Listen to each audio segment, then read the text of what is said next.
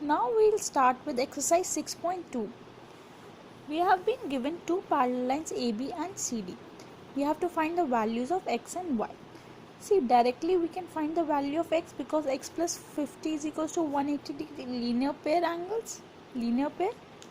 Therefore, x is equals to 180 minus 50 is 130. Directly we can find x. And x is equals to y because alternate interior angles. Therefore y is equals to 130 degree as well. Now AB is parallel to CD and CD is parallel to EF. That means three parallel lines are given and y is to z as 3 is to 7. So y is equals to 3a and z is equals to 7a. I have taken the ratio as a. So z is equals to 7a. So the angle 1 can also be written as 7a because alternate interior angles. And angle 1 plus y is equals to 180 degree according to the linear pair of angles. So 1 is 7a and y is 3a is equals to 180. That means 10a is 180 or a is equals to 18 degrees. Therefore, angle y is equals to 3 into 18 which is 54 degrees and z is equals to 7 into 18 is 126 degrees. Angle 1 is equals to x, corresponding angles. Therefore, angle 1 we have found out as 7a which was 126. Therefore, x is also 126 degrees. Next, AB is parallel to CD and EF is perpendicular to CD. Perpendicular means that this angle is 90 degree.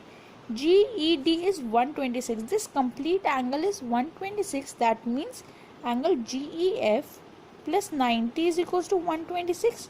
So GEF is equals to 126 minus 90 is 36 degrees. So GEF is equals to 36 degrees. One angle we have found out. This is 36. We have to find AGE. See, AGE. This angle we have to find out. This is alternate angle to GED. So AGE is 126 degrees alternate interior angles. So angle AGE is 126 degrees. Now we have to find FGE. FGE, this angle. See, this is 90. Therefore, this will also be 90 by alternate interior angles. And we know the sum of angles is 180. Therefore, angle FGE plus 36 degrees plus 90 is equals to 180. Sum of angles of a triangle is 180 degree. Therefore, angle FGE is 180 minus 126 or 54 degrees. Therefore, angle FGE is 54 degrees. Next, we have to find angle QRS. These two lines are parallel. Let us construct a parallel line AB. Let us construct AB which is parallel to PQ. Since AB is parallel to PQ, therefore AB is parallel to ST as well. This implies AB is parallel to ST. Angle, label these angles. Angle 1 plus 110 is equals to 180 degree because angles on the same side of the transversal are supplementary. Same side of the transversal are supplementary. This implies angle 1 is equals to 180 minus 110 is 70 degree. Similarly, 3 plus 130 is equals to 180. That means 3 is 50 degree. Same reason. Angle 1 plus 2 plus 3 is equals to 180 degree linear pair. So substitute these values. 70 plus angle 2 plus 50 is 180. Therefore, angle 2 is 180 minus 120 which is 60 degrees. So angle QRS is 60 degrees. Now fifth question. We have been given these two AB and CD are parallel. We have to find x and y. See, directly x is equals to 50 degree alternate interior angles. Now we have to find y. Label this as 1. So angle 1 plus 127 is equals to 180 degree linear pair. So angle 1 is equals to 180 minus 127, 53 degrees. So x plus y plus 1 is equals to 180 degree. So x is 50 plus y plus 53 is equals to 180 degree.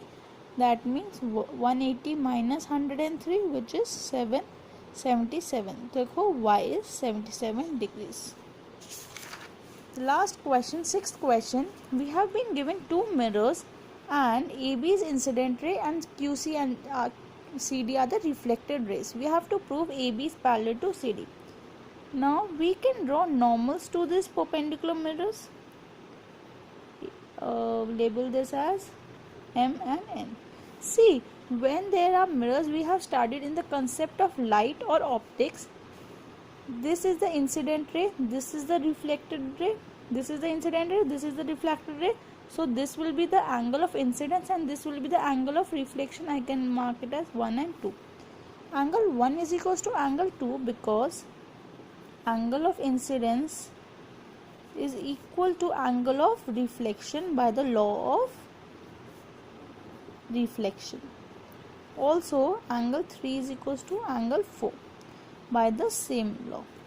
Now since BM is perpendicular to PQ and NC is perpendicular to the mirror RS, these are forming an angle of 90 degree. This implies BM is parallel to CN because since alternate interior angles are equal,